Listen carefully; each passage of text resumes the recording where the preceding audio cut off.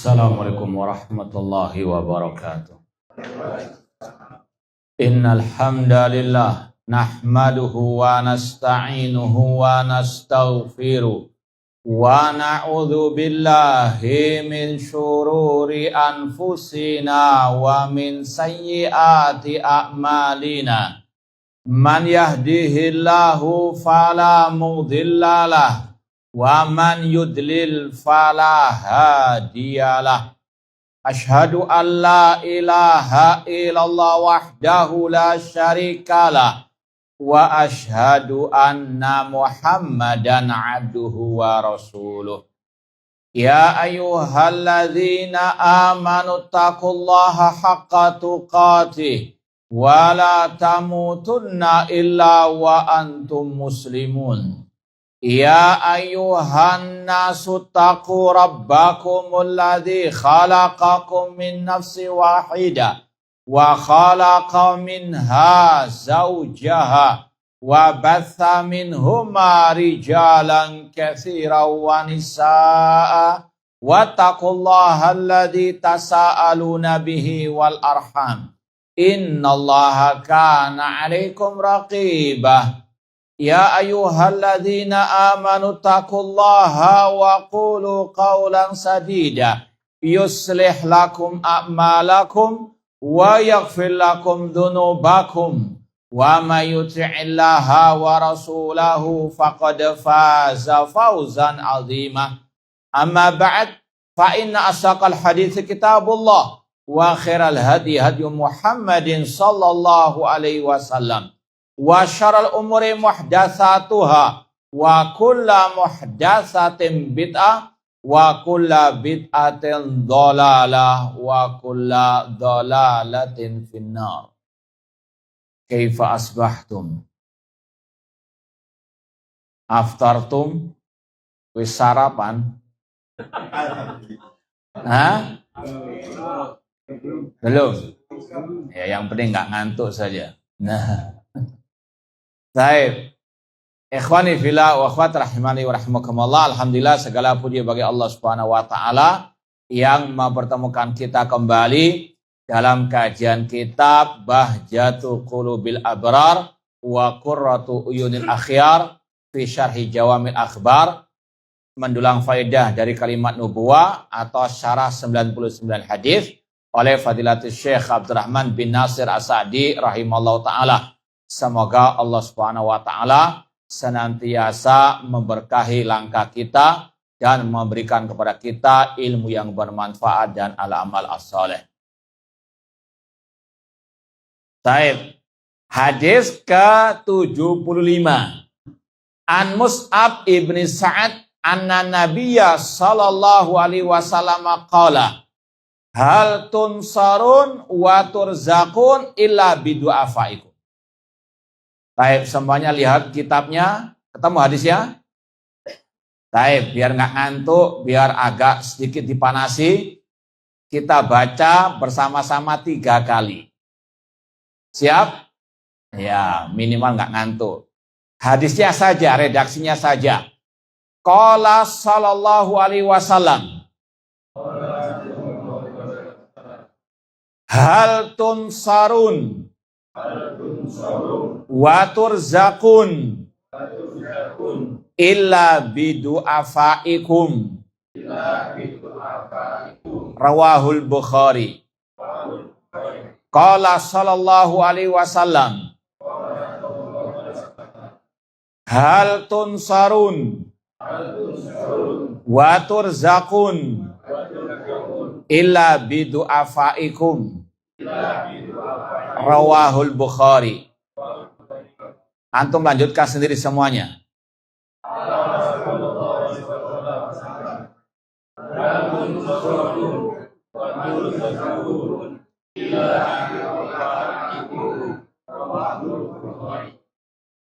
Taib, sudah hafal kan? Taib, kalau nggak dipaksa nggak hafal-hafal.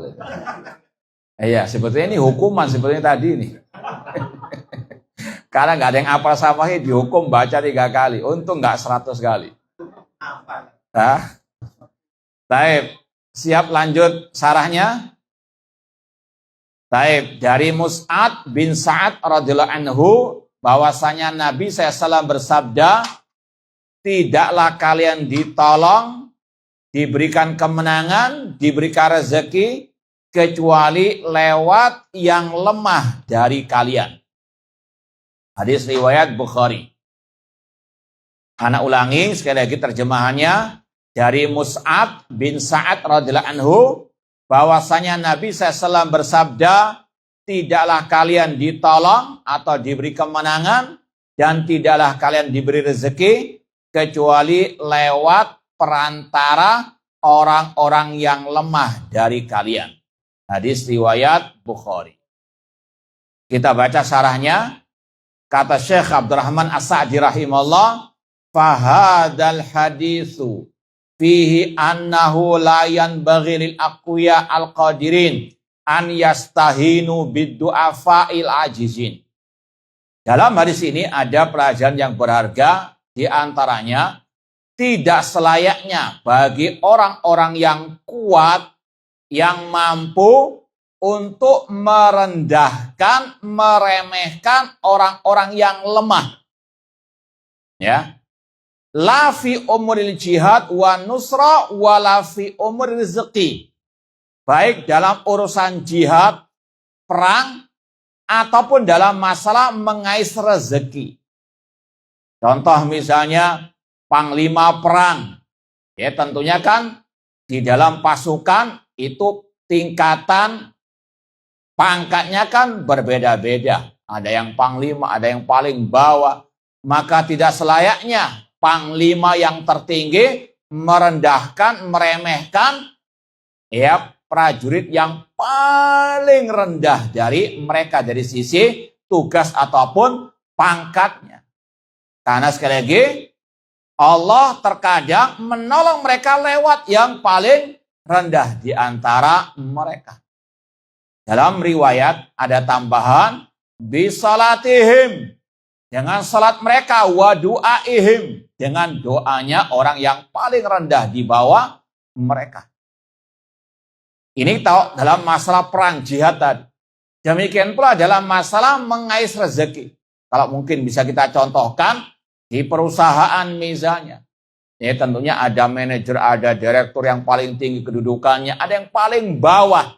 Maka tidak selayaknya yang paling atas meremehkan yang paling bawah. Bisa jadi mereka perusahaannya semakin berkembang bukan hanya karena kepinteran, kepandaian yang paling atas, namun bisa jadi itu karena doa yang paling bawah.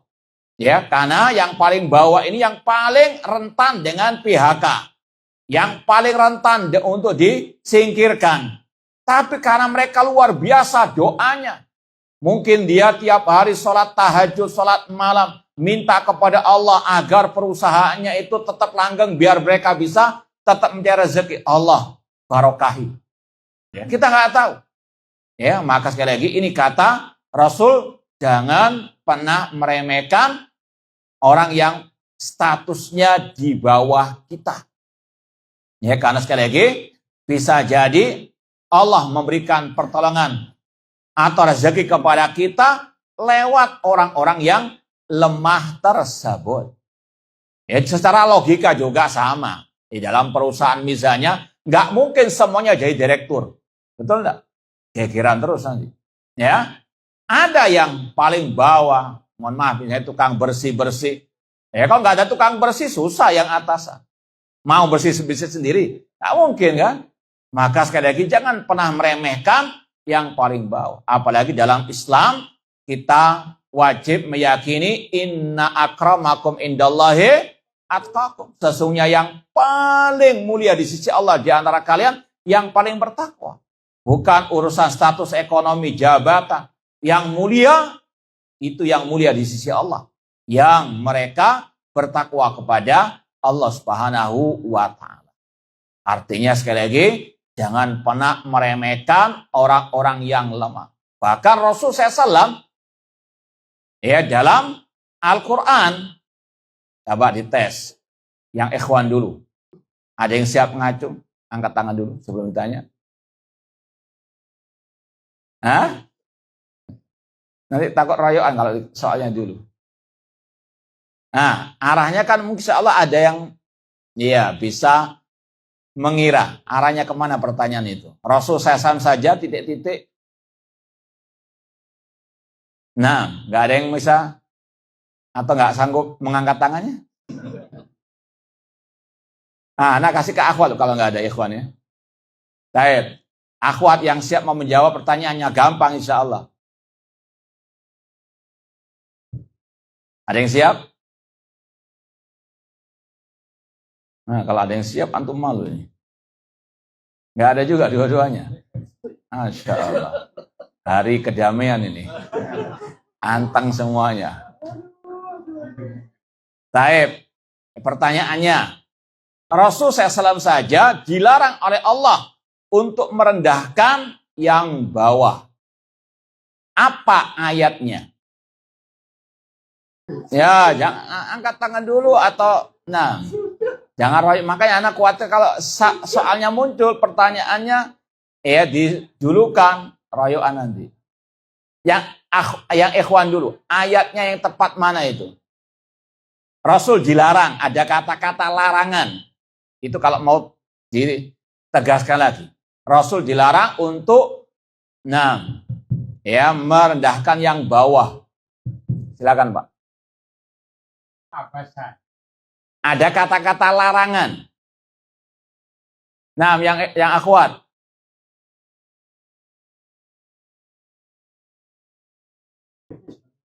Ya ada juga. Nah, jangan langsung ngomong. Saya dulu, baru jawab pertanyaannya. Yang akhwat nggak ada. Baik, yang ya, silakan. Ayatnya, saya minta ayatnya.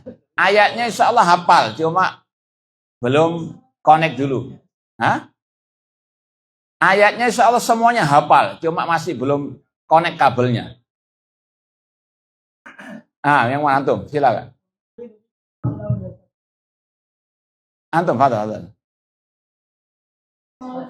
Lah, bukan. Belum ada yang jangan. Belum ada yang ketemu. Nah, silakan, akhwat. Apa? 1 sampai 10. Bukan. Wa ammasaila fala wa ammal yatima.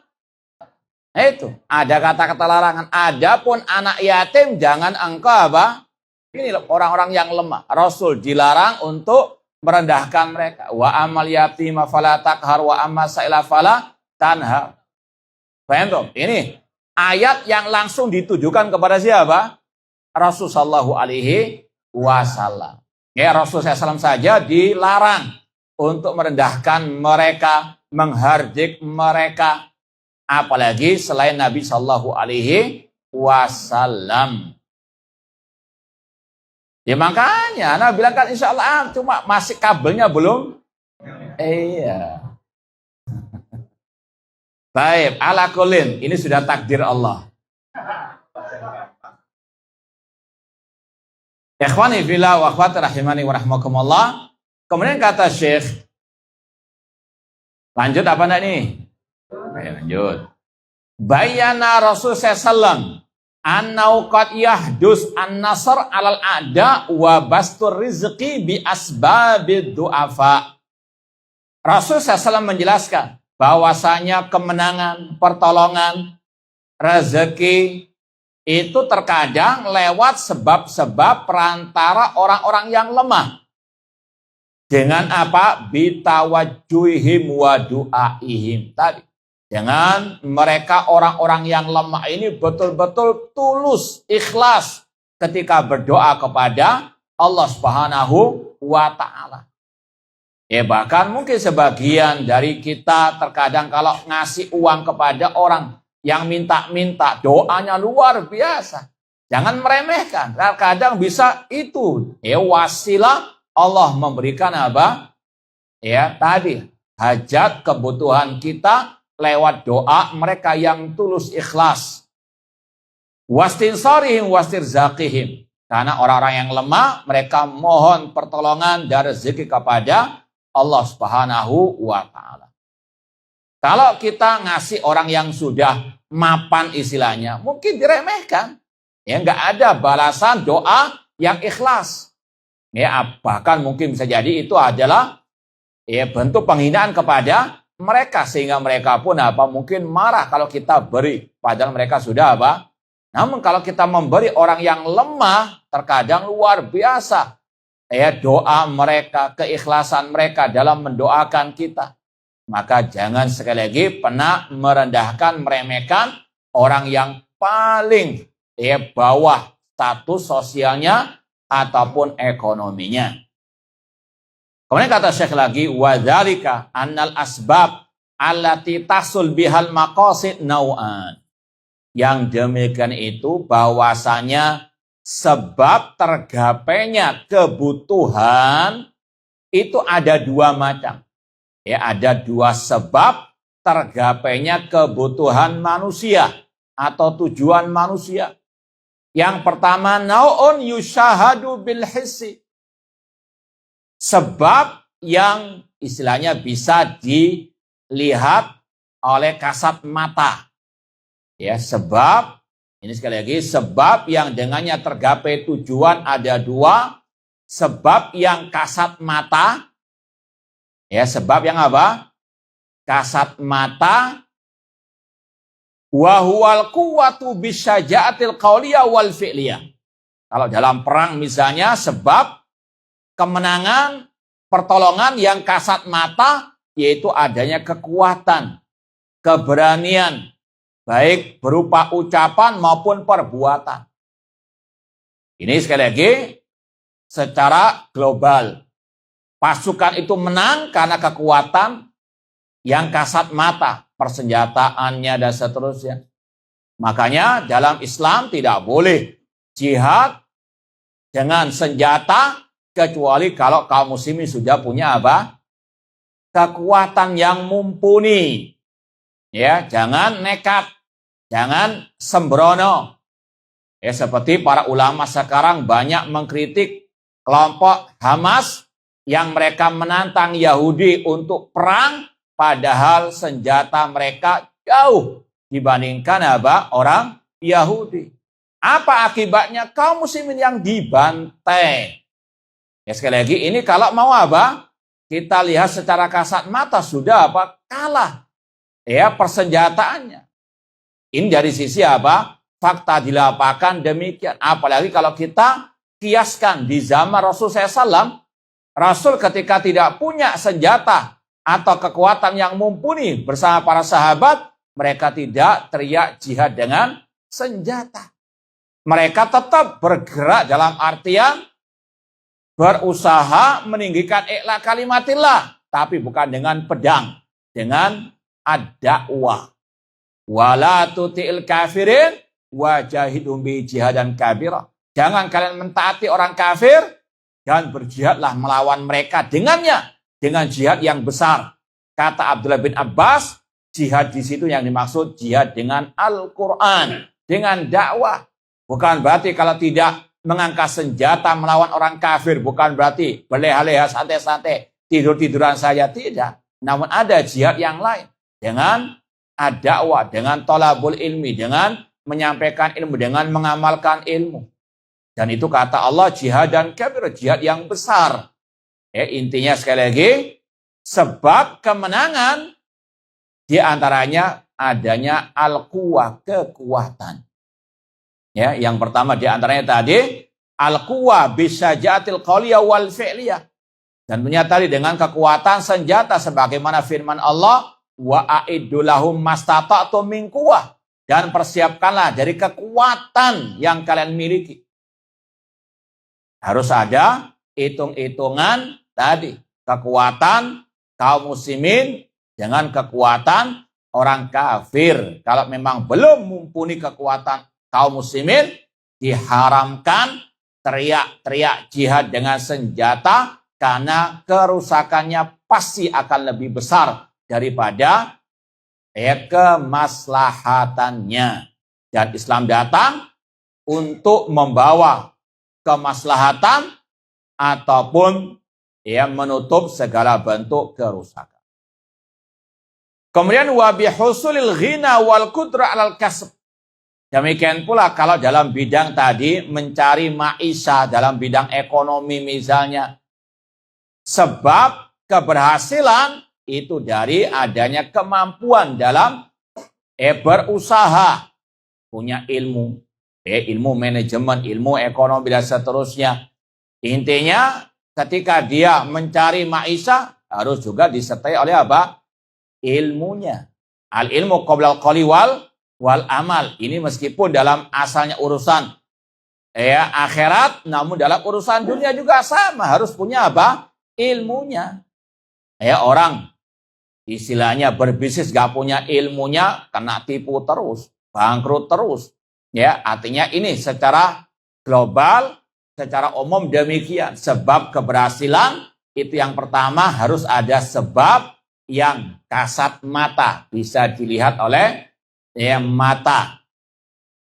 Wa hadha huwa alladhi yaghlib ala qulubi aktsar khalq. Inilah sebab yang memang dipahami oleh kebanyakan manusia. Meskipun nanti akan ada pembahasan yang berikutnya yang banyak dilupakan, tidak diketahui oleh manusia. Sebab yang abstrak. Sekali lagi ada sebab keberhasilan, sebab yang kasat mata dan sebab yang apa? Abstrak. Adapun yang kasat mata tadi, yang dilihat oleh manusia, dia pinter berdagang, pinter berbisnis. Kepintarannya itu salah satu sebab, bukan utama, salah satu sebab keberhasilannya. Karena berapa banyak orang pinter namun juga akhirnya apa? Bangkrut juga. Karena sekali lagi semuanya di tangan Allah. Cuma ini secara hukum global, orang itu sukses dalam perang, dalam berbisnis, itu karena ada tadi sebab-sebab kekuatan yang dia miliki yang kasat mata, yang bisa dilihat secara kasat mata oleh manusia. Hatta wasratil hal bi katsirin min al-jaliyah an yaqtulu auladahum khasyatal faqr. Ini sebab yang kasat mata, yang sebagian orang bahkan berlebih-lebihan seperti orang-orang jahiliyah yang mereka membunuh anak-anak mereka karena takut kefakiran.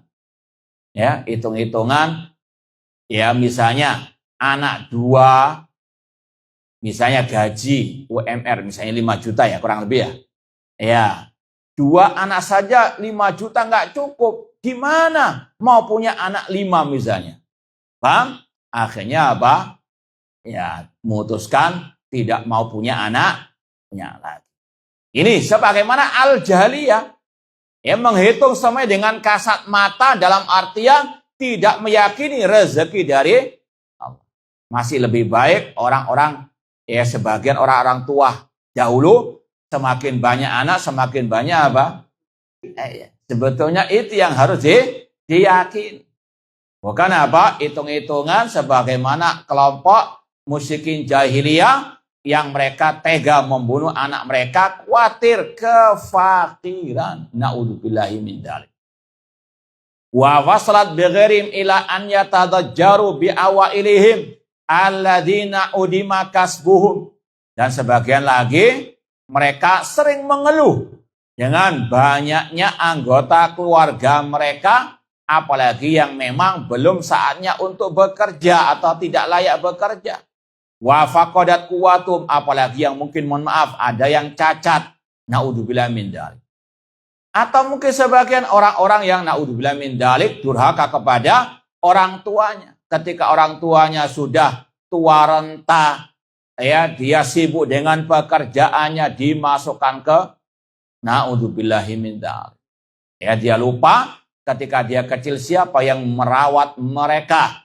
Ini air susu di bawah air tuba, dan seterusnya.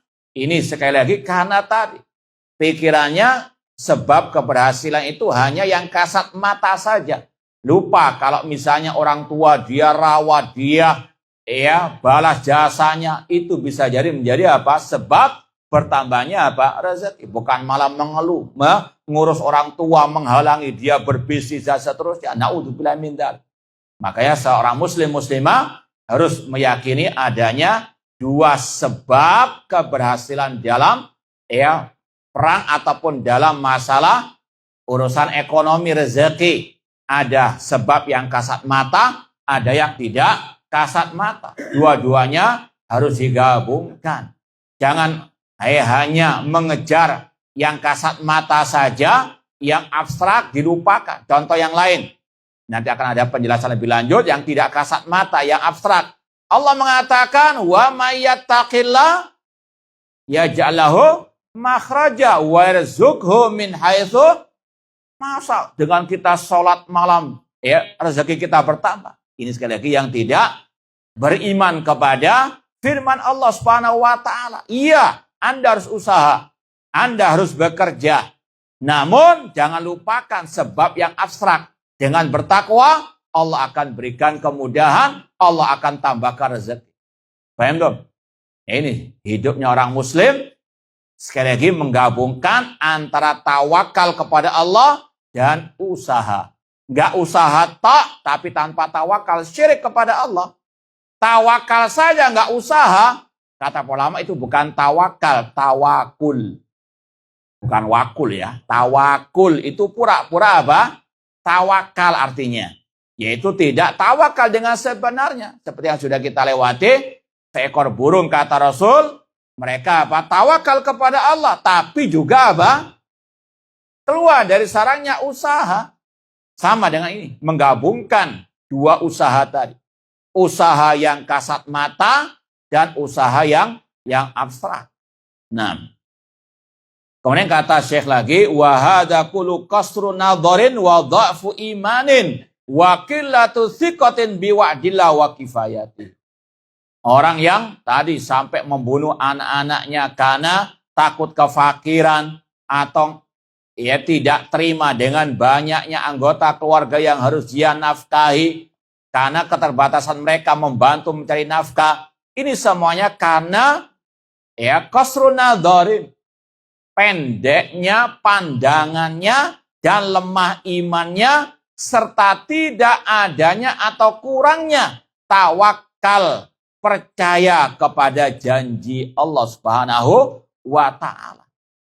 Masa tadi dengan kita sholat malam, masa kita dengan birrul walidain, menambah rezeki. Naudzubillah min dzalik. Allah yang menjanjikan, Allah yang memberikan rezeki kepada hamba-hambanya. Wa may yattaqillah yaj'al makhraja wa yarzuqhu min haitsu la yahtasib.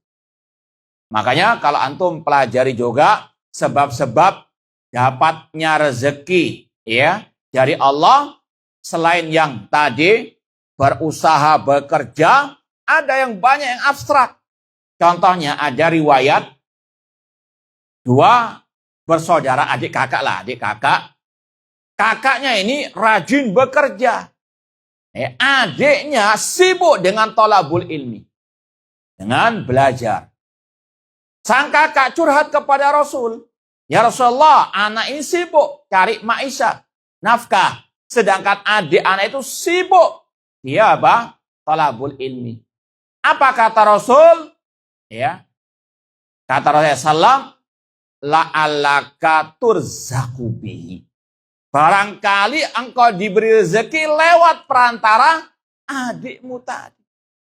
Dengan apa? Thalabul ilmi. Meskipun harus juga pertengahan. Apalagi yang sudah punya keluarga. Jangan thalabul ilmi terus.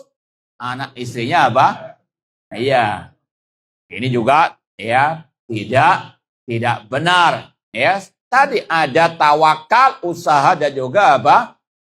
Menyerahkan semuanya kepada Allah Subhanahu wa taala. Akhwat ummahat juga demikian. Jangan sibuk thalabul ilmi, suaminya pulang nggak ada masakan.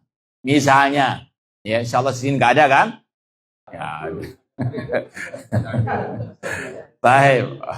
Intinya tadi harus ada keseimbangan dalam segala hal. Kemudian kata beliau, wa nadharin li umur ala ghairi haqiqatiha. Orang yang melihat sebab keberhasilan hanya yang kasat mata, itu tadi adanya kelemahan iman, adanya pandangan yang pendek, dan tidak adanya percaya kepada janji Allah Subhanahu wa ta'ala. An-Nautsani, sebab keberhasilan yang kedua, asbabun ma'nawiyah, sebab yang abstrak, yang nggak kelihatan. Insyaallah bisa bedakan kan? Ya.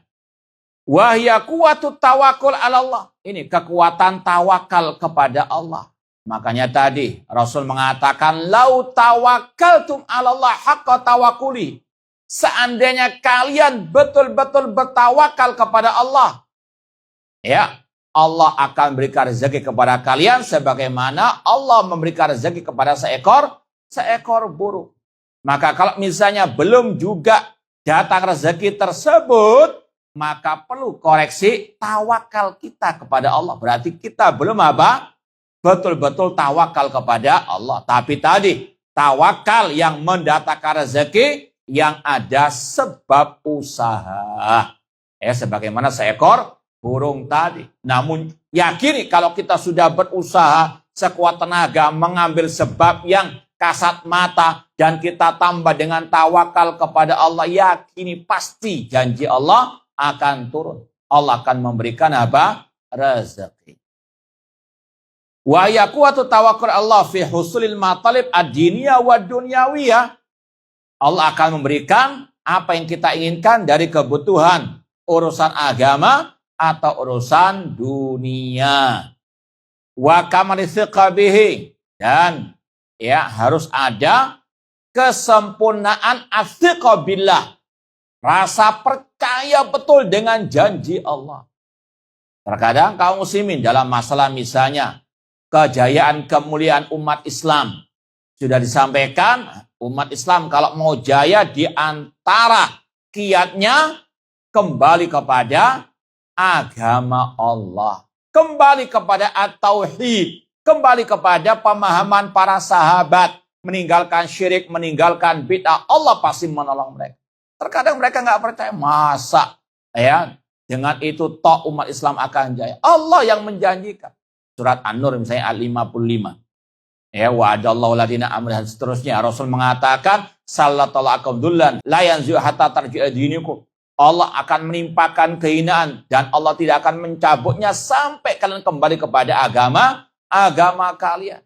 Namun sebagian orang tidak mau memperdulikan janji-janji Allah dan Rasulnya tersebut. Maka semakin terhina umat Islam dengan mereka meninggalkan kiat-kiat sebab-sebab yang telah dijelaskan oleh Allah dan Rasul SAW untuk meraih kemuliaan umat. Wa quwwati tawajjuh ilaihi wa talab minhu. Di antara sebab yang abstrak yaitu kekuatan hati ketika memohon pertolongan kepada Allah Subhanahu wa taala. Wa hadil umur taqwa jiddan minad du'afa al-ajizin. Tawakal, keikhlasan, percaya diri kepada Allah, itu hal-hal yang paling banyak didapati dari orang-orang yang lemah. Ya, yang sekali lagi tadi kalau kita berbuat baik kepada mereka, kita menyayangi mereka, ini luar biasa pengaruhnya dalam rezeki kita. Ya, alladzina alja'athumud darura ila an ya'lamu haqqal ilmi anna kifayatahum wa rizqahum wa nasrahum min indillah. Orang-orang lemah tadi ketika mereka sudah enggak ada ya misalnya kemampuan mencari rezeki, mereka hanya bergantung kepada Allah Subhanahu wa taala. Maka sekali lagi hati mereka ketergantungannya lebih daripada yang masih punya apa? Kemampuan. Paham ya? Ya, antara orang yang sakit dengan enggak sakit saja, kalau berdoa sama enggak kira-kira ketulusan dan istilahnya merengeknya? Ya, insya Allah kita semuanya merasakan. Kalau kita dalam keadaan sehat walafiat, dalam keadaan penuh kenikmatan, rasanya doa itu kayak ya rutinitas saja. Tapi kalau utangnya banyak, ya anak yang sakit, luar biasa, hati itu rasanya apa? Betul enggak? Nah ini, orang yang lemah itu gambarannya seperti itu. Makanya jangan pernah meremehkan mereka, merendahkan mereka. Mereka sekali lagi Kalau berdoa lebih ikhlas daripada yang kaya raya. Maka bisa jadi rezeki kita, pertolongan Allah itu lewat jalur mereka. Nah, ma'asal muslimin ikhwani fillah wa akhwat rahimani wa rahimakumullah, wa annahum fi ghayatil ajaz, karena mereka dalam puncak kelemahannya. Fan kasrat qulubuhum, sehingga hati mereka itu betul-betul ya tadi merasa butuh kepada Allah. Wa tawajjat ilallah, mereka pun mengadu hanya kepada Allah. Fa anzalalahum min nasri wa rizqihi, maka Allah turunkan bersama mereka pertolongan dan rezekinya. Min daf'il makari wa jalbin manafi', entah dengan Allah menolak bahaya ataupun mendatangkan kemanfaatan. Ma la yudrikuhu al-qadirun, yang tidak didapati pada orang-orang yang punya kemampuan. Wa yassara lil qadirin bisababi minar rizqi ma lam yakun lahum fi hisab. Dan Allah memudahkan orang yang lemah tidak sama dengan yang punya kemampuan dalam mendapatkan rezeki tersebut. Fa innallaha ja'ala likulli ahadin rizqan muqaddarah, dan Allah menjadikan setiap orang rezeki yang sudah ditakdirkan. Sekali lagi intinya, seorang muslim muslimah wajib menggabungkan dua sebab keberhasilan dalam menggapai apapun yang dia inginkan, urusan dunia maupun akhirat. Sebab yang kasat mata dan sebab apa? Yang abstrak. Contoh yang sering kita sampaikan, antum ketika mau makan, itu ada dua sebab yang harus antum jalankan. Yang pertama sebab yang kasat mata. Dengan apa? Entah dengan yang pertama jelas saya cari rezeki dapat fulus, apakah makan fulus? Ya enggak, beli makanan, beli beras, dimasak, ini kasat mata. Tapi setelah itu antum dapat langsung dimakan, baca bismillah dulu. Paham enggak? Betul enggak? Baca bismillah enggak? Nah, itu sebab yang asal antum. Kalau enggak bismillah, bismillah di antara maknanya apa? Minta tolong kepada, ini yang terkadang tadi. Yang abstrak ini banyak, enggak dijiwai, enggak perhatikan. Bismillah, ya Allah, aku makan dengan minta pertolongan kepadamu. Kalau tidak ada pertolongan dari Allah, enggak mungkin makanan itu bisa masuk ke mulut kita. Betul enggak? Ya sekali lagi, banyak apalagi sekarang mau makan bisa jadi jantungan mati. Paham? Ya, mohon maaf juga kena stroke, tidak bisa mengangkat tangannya ke mulutnya, banyak. Maka sekali lagi terkadang banyak manusia yang hanya memperhatikan sebab yang kasat mata, yang abstrak, tidak dia perhatikan, enggak jiwa. Padahal ini dalam Islam ditekankan sebab yang abstrak. Kita bisa makan itu Allah. Paham ya? Baik. Intinya saya ulangi, seorang muslim muslimah harus mempercayai, harus menjalankan dua sebab keberhasilan dalam urusan dunia akhirat, yaitu sebab yang kasat mata dan sebab yang abstrak. Nah, di antara yang abstrak juga tadi, menyayangi yang lemah dari terutama kaum muslimin. Rasul mengatakan, irhamu man fil ardi yarhamkum man fis sama. Sayangilah yang di atas muka bumi ini, pasti yang di langit akan menyayangi kalian. Di antaranya binatang ternak. Sampai dalam Islam demikian, binatang ternak yang lemah sekalipun tetap wajib dikasihani, jangan disiksa. Dan ini sudah pernah kita sampaikan dalil-dalilnya. Kita lanjutkan lagi. Wa qad ja'ala arzaqaha ulil ajizin ala yadil qadirin. Allah menjadikan rezeki orang yang lemah lewat tangan orang-orang yang punya kemampuan. Wa a'anal qadirin ala dzalik, dan Allah nolong orang yang mampu akan hal tersebut. Namun ada hubungan timbal balik tadi.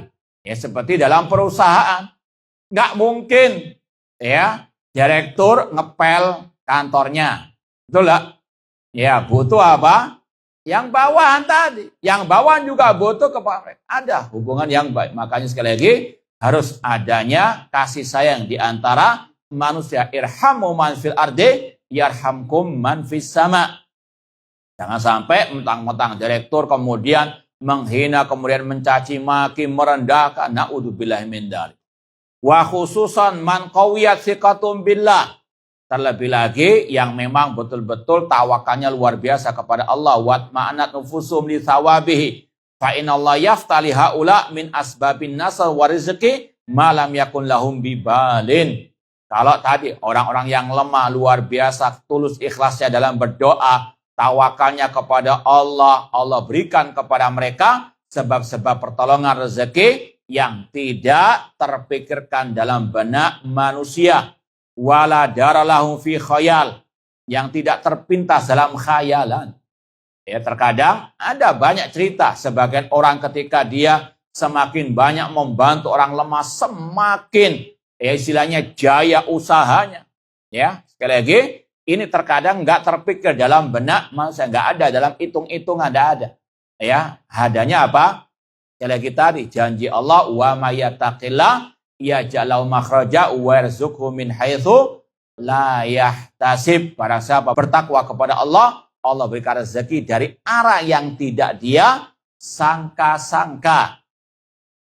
Fakam min insanin kana rizqu muqtaran falamma kasrat ailatu wal muta'alliquna bihi wassa Allah rizqa. Ini yang kita isyaratkan tadi.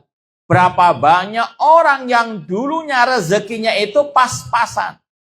Namun pas-pasan di sini jangan yang di takwil-takwilkan. Pas mau beli pesawat, bukan. Ini yang betul-betul pas-pasan. Ya, berapa banyak yang dulu orangnya ini rezekinya pas-pasan, mungkin bahkan minus. Namun ketika banyak anggota keluarganya dan banyak yang di bawah tanggungannya, Allah lapangkan rezekinya. Percaya atau tidak? Nah, percayanya kok ada ragu-ragunya gitu. Baik. Ini sekali lagi tadi yang kita sampaikan, orang-orang dulu luar biasa kepercayaannya dalam masalah hal ini ya. Mereka meyakini banyak anak banyak apa? Enggak takut banyak anak, enggak takut banyak takut. Baik. Itu orang dulu. Baik. Wa asbab syar'iyah qadariyah ilahiyah. Maka Allah berikan apa? Banyak rezeki kepada mereka. Ini karena apa? Tawakal, kuat tawakalnya kepada Allah. Ya, tentunya tadi ditambah dengan usaha yang kasat mata. Ada yang abstrak, ada yang kasat mata. Dengan banyak orang-orang yang menjadi tanggungannya, apalagi tadi. Ya, seperti tadi kalau kita contohkan, orang tua sudah lanjut usia, nggak sanggup mencari nafkah sendiri. Dia dinafkahi oleh anaknya. Ini jangan pernah naudzubillah min dzalik, merendahkan gara-gara saya menanggung nafkah orang tua saya jadi naudzubillah min dzalik. Ya, wajib meyakini justru dengan menafkahi orang tua semakin insya Allah banyak rezeki. Yakini karena itu bagian daripada takwa kepada Allah. Wa may yattaqillaha yaj'al makhraja warzuqhu min haitsu la yahtasib. Wa min jiha wa'dillah alladzi la yukhlifu. Ya, ditambah lagi dengan janji Allah yang tidak mungkin Allah mengingkarinya, yaitu firman-Nya wa ma anfaqtum min syai'in fa huwa yukhlifu. Apapun yang kalian nafkahkan, maka Allah akan menggantinya. Makanya sudah sering kita sampaikan, ketika urusan dunia niatnya untuk akhirat, maka Allah akan berikan banyak pahala.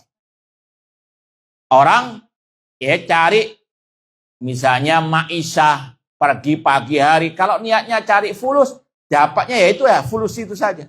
Namun kalau dia niatkan untuk menafkahi keluarganya, ibadah kepada Allah, maka Allah akan apa? Dapatkan pahala di akhirat, plus Allah barokahi hartanya tersebut. Ini yang wajib untuk diyakini. Wa min jihad du'ail malaika kulla sabahi yaumin. Tadi kalau kepala rumah tangga ya dia pagi hari sudah ngasih uang belanja kepada istrinya, kalau orang kita memberi kepada orang lain saja itu berupa sedekah, ada banyak pahalanya, apalagi kepada keluarga. Maka yakini setiap nafkah yang kita berikan kepada anak istri kita itu akan semakin dibarokai, semakin ditambah oleh Allah. Kenapa? Karena mereka tiap pagi berdoa, Allahumma a'ti munfiqan khalafan wa a'ti mumsikan talafan. Malaikat berdoa, ya Allah, berikan orang yang memberikan nafkah di sini tadi mencakup nafkah kepada keluarga juga orang lain, maka Allah berikan gantinya. Masih nggak percaya dengan janji Allah Subhanahu wa taala? Naudzubillahi min dzalik. Sekali lagi sebab-sebab yang abstrak itu banyak sekali. Cuma kadang kita yang belum yakin betul. Makanya kok belum datang-datang juga rezeki itu. Karena keyakinan kita yang belum mantap tentang janji-janji Allah. Sedangkan Allah la yukhliful mi'ad. Kemudian wa'ati mumsikan talafan. Dan ya Allah berikan yang bakhil itu kebangkrutan. Na'udzubillah min dzalik. Wa min ji'a anna arzaqaha ula'i du'afa tawajjat ila man qama bihim. Demikian pula kalau kita memberikan kepada anak dan istri mereka yang juga orang-orang lemah. Mereka belum sanggup bekerja. Kalau kita menafkahi mereka, mereka mendoakan yang mencari rezeki tersebut, maka luar biasa. Barokah dari Allah Subhanahu wa taala. Sekali lagi, ini yang Allah janjikan. Cuma sekali lagi, kalau misalnya belum datangnya rezeki tersebut, barangkali di antara sebabnya karena kita masih belum percaya atau belum yakin dengan janji-janji tersebut. Wa kanat ala yadi wa min jiha anna yadal mu'ti hiyal ulya min jamil wujuh. Dan dalam kaidah dikatakan tangan yang di atas lebih utama daripada tangan yang di bawah. Kemudian wa min jiha annal ma'una min Allah ta'ti ala qadril mu'nah. Dan di antara sebab yang abstrak juga diberikannya rezeki, wajib kita yakini pertolongan Allah akan datang sesuai dengan kebutuhan daruratnya manusia. Seperti yang dikatakan oleh para ulama, kebaikan atau kejelekan itu seperti gunung. Antum kalau sampai puncaknya Himalaya, mau kemana? Pasti akan turun. Itu semuanya demikian sunatullah di atas dunia ini. Kalau sudah puncaknya kebutuhan manusia, artinya sudah mepet betul, pasti akan Allah berikan jalan keluar, kemudahan. Semoga Allah memberikan kepada kita jalan keluar di dunia wal akhirah, kebaikan, keselamatan, keberkahan, kebahagiaan di dunia wal akhirah. Ini kaidahnya. Kalau sudah puncaknya orang itu kesulitan, pasti innamal usri yakini. Cuma tadi, terkadang manusia yang agak bimbang ragu tentang janji. Tapi ini sekali lagi sunatullah. Manusia di atas puncak kenikmatan pasti akan turun. Gak akan mungkin terus naik, gak mungkin. Sunatullah. Sebagaimana kata Allah, watilkal ayyamu nudawiluha bainan nas. Itulah hari-hari yang kami putarkan kepada manusia.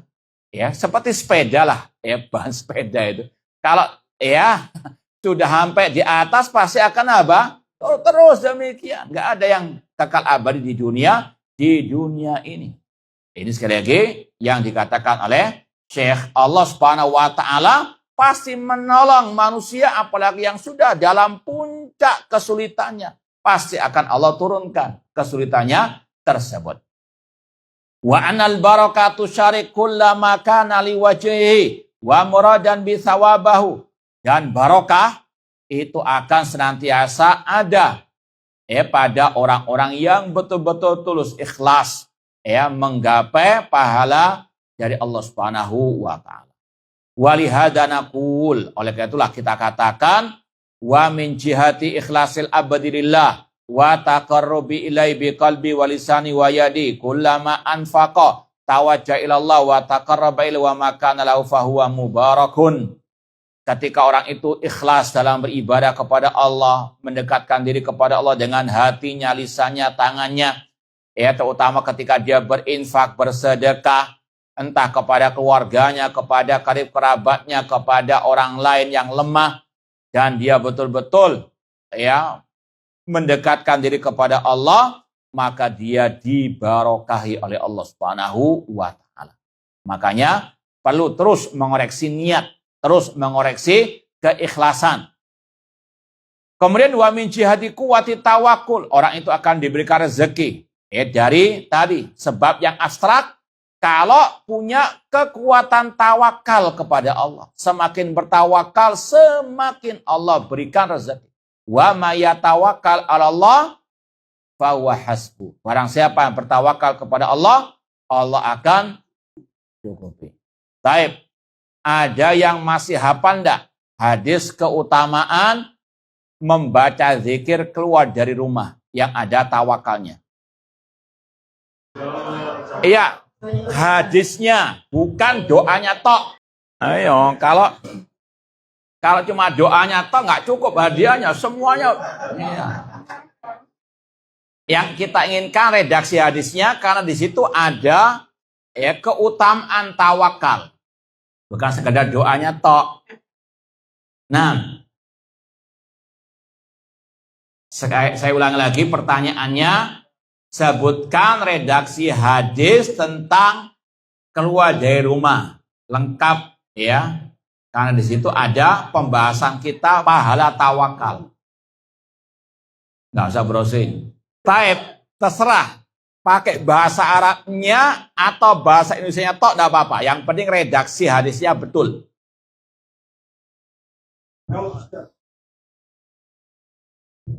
Nah, hadisnya bukan sekedar zikirnya doa tok, namun lengkap. Apa kata Rasul? Ya, sebentar Bu. Silakan Pak. Mana ada redaksi hadis, Allah pasti menjamin. Iya, ya silakan Bu. Redaksinya yang betul, terjemahan hadisnya itu. Kenapa? Iya, tapi yang lengkap. Apa? Baca yang lengkap. Bismillahirrahmanirrahim. Iya. Redaksi hadisnya nggak hafal ya? Iya, itu kan maknanya, bukan. Iya. Silakan. Baik. La ba'as, jazakallahu khair. Kalau lafaz hadisnya riwayat Tirmidzi, Rasul mengatakan idza kharaja rajulu min manzilihi faqal. Apabila seseorang keluar dari rumahnya berkata bismillahi tawakkaltu 'ala Allah la haula wala quwata illa billah, yuqalu hina idzin, maka dikatakan kepadanya hudita, engkau mendapatkan hidayah, wa kufita, engkau mendapatkan kecukupan, wa wuqita, engkau mendapatkan perlindungan.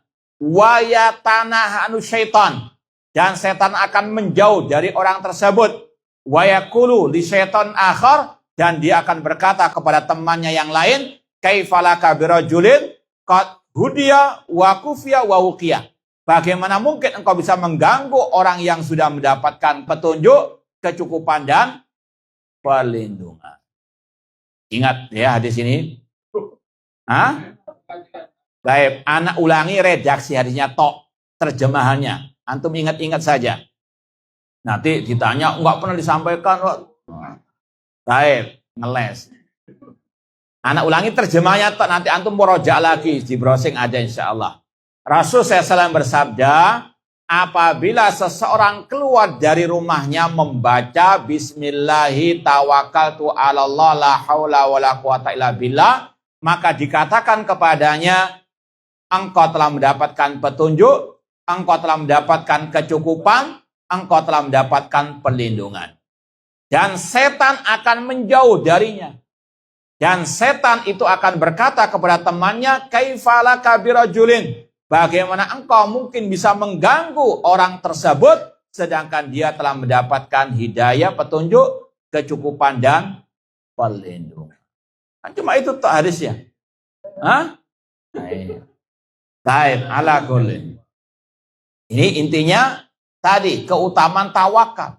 Artinya jangan pernah meremehkan tadi sebab yang abstrak yang hanya diketahui oleh Allah dan orang tersebut dalam hatinya. Ya, tentang apa? Tawakalnya kepada Allah. Wasiqatul munfik, demikian pula yang berinfak ketika dia meyakini betul janji Allah, pasti Allah berikan ganti yang lebih baik. Wa tam'u fi fadlillah wa birrihi, dan di antara sebab yang abstrak tadi untuk menggapai rezeki yaitu betul-betul harapannya yang sangat kuat kepada Allah untuk dia diberikan kebaikan atau rezeki dari Allah Subhanahu wa taala.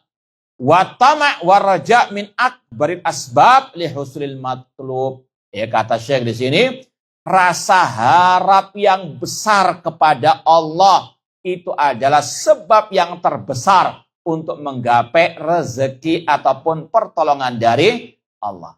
Ini berkaitan dengan al-iman.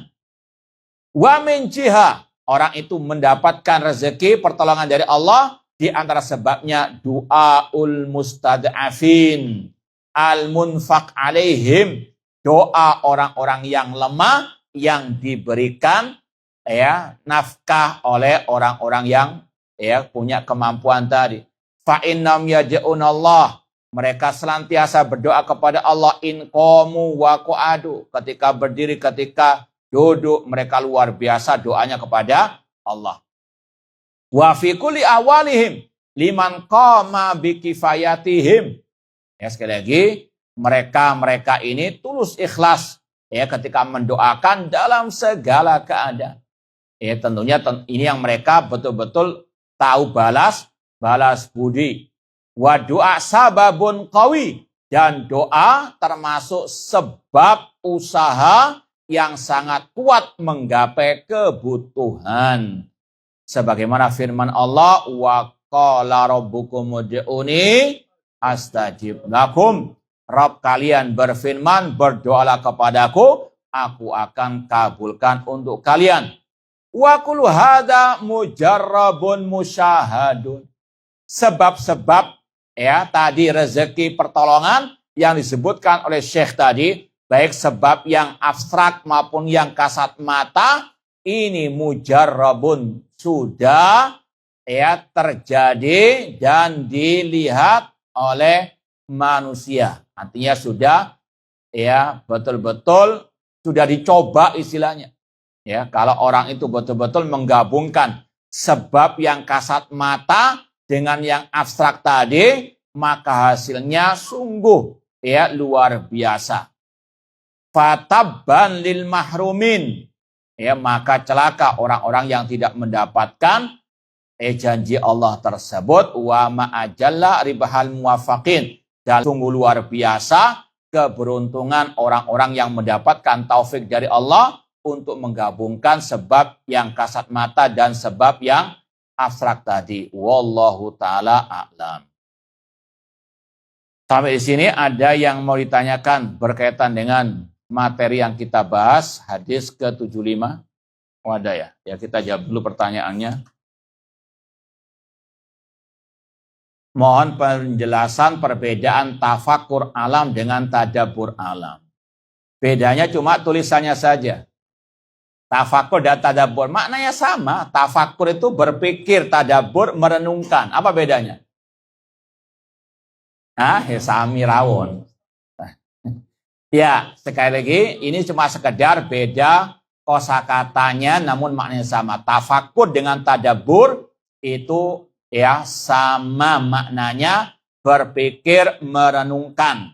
Nah, dan kalau mau ditambahkan lagi, tadabbur, tafakur alam ini berkaitan dengan tauhid, rububiyah dan uluhiyah. Sebagaimana firman Allah, inna fi khalqis samawati wal ardi wa ikhtilafil laili wan nahari laayatil liulil albab.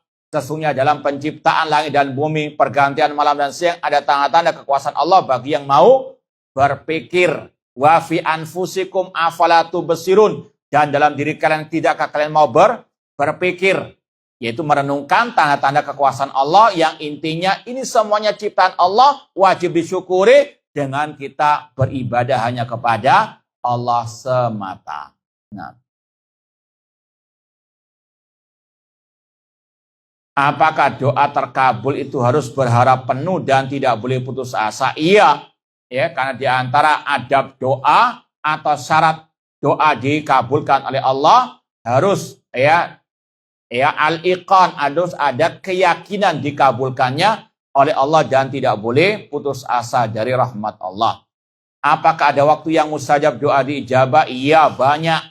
Sepertiga malam terakhir antara azan dan qomat, ketika orang itu sujud, ketika sholat, ya, ketika hujan, ketika safar, ya, dan seterusnya. Jadi ada waktu-waktu yang mustajab. Ini berkaitan dengan adab-adab doa yang selanjutnya dicoba tes. Nah, sebutkan hadis Arba'in Nawawiyah yang berkaitan dengan pembahasan doa, adab-adab doa.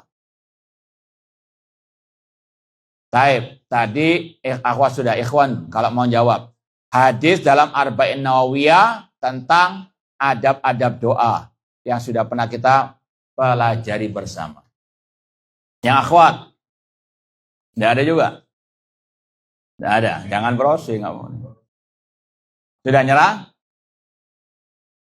Innallaha tayyibun la yaqbalu illa tayyiban wa innallaha amral mu'minin bima amra bil mursalin. Kemudian dzakara rajula as'asa akhbara yamuddu yailil sama. Masih ingat ada di situ? Rasul menyebut seseorang yang compang-camping berdebu seraya mengatakan ya Rabbi wahai Rabbku. Masih ingat? Iya, tapi terlambat sudah.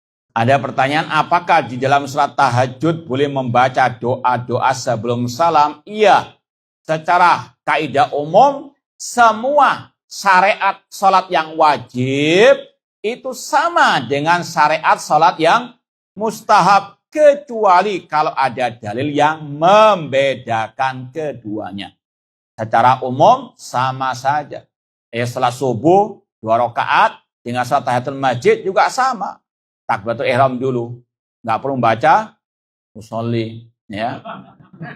Sama yang mustahab dengan yang wajib. Mulainya dengan takbiratul ihram, bukan nawaitu, bukan usolli, kemudian dengan al-fatihah, sama semuanya kecuali kalau ada pembedaan dari syariat. Kalau tidak ada maka sama. Di antaranya syariat membaca doa sebelum salam itu berlaku untuk sholat sunnah dan juga sholat yang sunnah mustahab. Nah, wallahu a'lam. Ada pertanyaan, bagaimana kalau ada seseorang yang sering minta tolong untuk masalah uang, padahal saya juga bantu, tapi terus dia meminta. Ya, saya tahu dia lagi kesusahan. Apakah setiap dia meminta saya harus memberi? Bukan saya tidak memberi, tapi kadang saya berniat untuk tidak memberi. Bukan saya tidak memberi, tapi kadang saya berniat untuk tidak memberi. Apakah saya harus memberi? Baik. Ya, sudah pernah kita sampaikan, ya harus lihat juga orangnya. Kadang ya ada orang yang memang kesusahan, tapi dia sudah berusaha sekuat tenaga, ya. Tapi memang kebutuhan yang sangat mendesak. Maka wallah alam, ya tetap kalau bisa dibantu semampu kita. Ya semuanya tergantung kemampuan kita. Tapi kalau ada orang yang memang kesulitan, tapi dia ini susah untuk berusaha, dalam artian nggak mau berusaha, ya sukanya mengandalkan, ya tadi bantuan orang lain. Maka mungkin kita kasih nasihat itu lebih utama. Ya, intinya semuanya tergantung ya kondisi orang yang minta bantuan tersebut. Karena anas ajnas, kata orang Arab, manusia itu macam-macam. Ada yang minta tolong, ya, tapi naudzubillah min dalik, ya. Air susu dibalas air tuba. Ya, atau mungkin tadi wataknya memang Naudzubillah min dzalik. Suka minta tanpa dia berusaha sendiri. Maka harus betul-betul kita bisa melihat sikon. Wallahu ta'ala. Masih kurang paham hubungannya rezeki dengan sebab kasat mata dengan abstrak. Yang gimana? Saya kasih contoh. Ada orang yang mulai pagi ya sampai mungkin malam hari kerja terus ya, tapi kadang pulang nggak bawa hasil apa-apa. Padahal secara kasat mata gimana? Kerja. Contoh sajalah yang mau contohkan biar lebih paham lagi. Buka warung ya. Pagi sudah buka. Secara kasat mata luar biasa usahanya. Mulai pagi sampai malam. Tapi nggak ada satupun yang beli. Ada nggak seperti itu? Apa sebabnya? Ya uang kopi aja sampai sekarang pun ada. Namanya orang usaha. Toko buka mulai pagi sampai malam. Nggak ada satupun yang membeli. Ada nggak seperti itu? Ini menunjukkan apa? Rezeki di tangan siapa? Allah Subhanahu wa Ta'ala. Makanya tadi? Gabungkan sebab yang kasat mata. Tadi kan kasat mata kelihatan usaha dia, tapi nggak dapat. Paham? Tapi terkadang ada orang yang buka pagi hanya jam 9 saja selesai sudah. Habis barang-barangnya selesai. Istilahnya rezekinya dia dapat rezeki yang banyak. Ini semuanya menunjukkan apa? Ar-rizq biyadillah. Allah yang mengatur apa? Rezeki manusia. Maka jangan hanya tadi mengandalkan sebab yang kasat mata saja. Tambahkan yang lebih utama lagi yang abstrak. Tadi membaca zikir keluar rumah. Itu sebab abstrak, nggak kelihatan, tapi itu Allah yang menjanjikan. Kalau kita membaca bismillah tawakkaltu ala Allah, Allah berikan kecukupan. Apa nggak percaya dengan janji Allah dan Rasulnya? Naudzubillah min dzalik. Itu hubungan apa? Sebab yang kasat mata dengan sebab yang apa? Abstrak tadi. Paham? Ini berkaitan dengan juga sifat orang mukmin yang sejati. Yaitu sifat yang pertama kali Allah sebutkan dalam Al-Quran. Baik, mumpung masih banyak hadiahnya. Yang ikhwan belum sama sekali dapat ya. Sebutkan sifat pertama orang yang beriman dalam Al-Quran. Dan ayatnya, singkat saja. Ikhwan, dari tadi kok ayem-ayeman.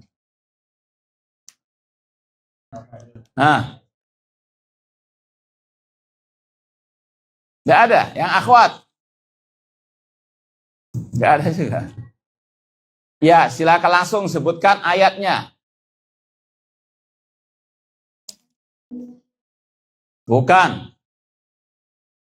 Sifat pertama orang yang beriman dalam Al-Quran.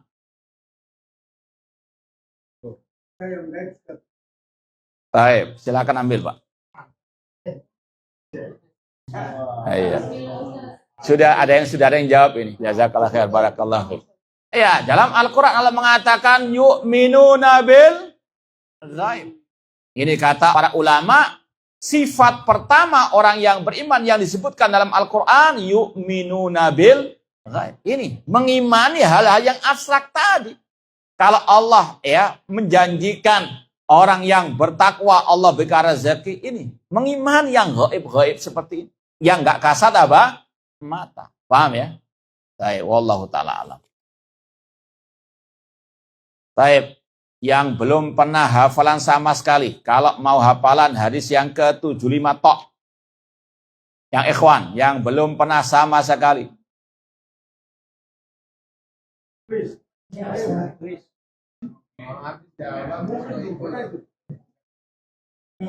Ya, silakan Bu, kalau nggak ada yang ikhwan. Yang belum pernah sama sekali ya.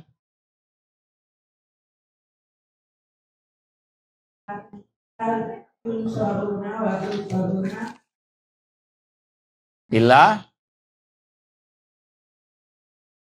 Nah, lanjut sedikit lagi. Bidu'afaikum. Taib, yang ikhwan nggak ada sama sekali, yang belum pernah sama sekali. Taib yang akhwat lagi yang belum pernah sama sekali. Tidak ada juga. Taib yang ikhwan. Yang ikhwan terserah. Taib yang terakhir pertanyaannya. Nih, pertanyaannya jangan lihat, tutup bukunya. Yang ya semuanya tutup bukunya semuanya, tutup bukunya. Nah, ini kesimpulannya. Taib, sudah ditutup bukunya? Taib. Silakan sebutkan 3 sebab abstrak menggapai kemenangan dan rezeki. 3 sebab yang abstrak tok. Nah, bersurah. Silakan, Pak. Iya.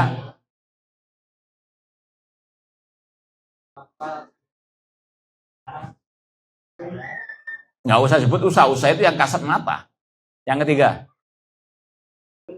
Nah, sama tahajud, sholat, yang lain, yang disebut tadi apa? Baik, silakan Pak. Baik, jazakumullah khairan, kurang lebihnya mohon maaf. Wa aqulu qouli hadza wa akhiru da'wana anil hamdulillahi rabbil alamin. Wassalamualaikum warahmatullahi wabarakatuh.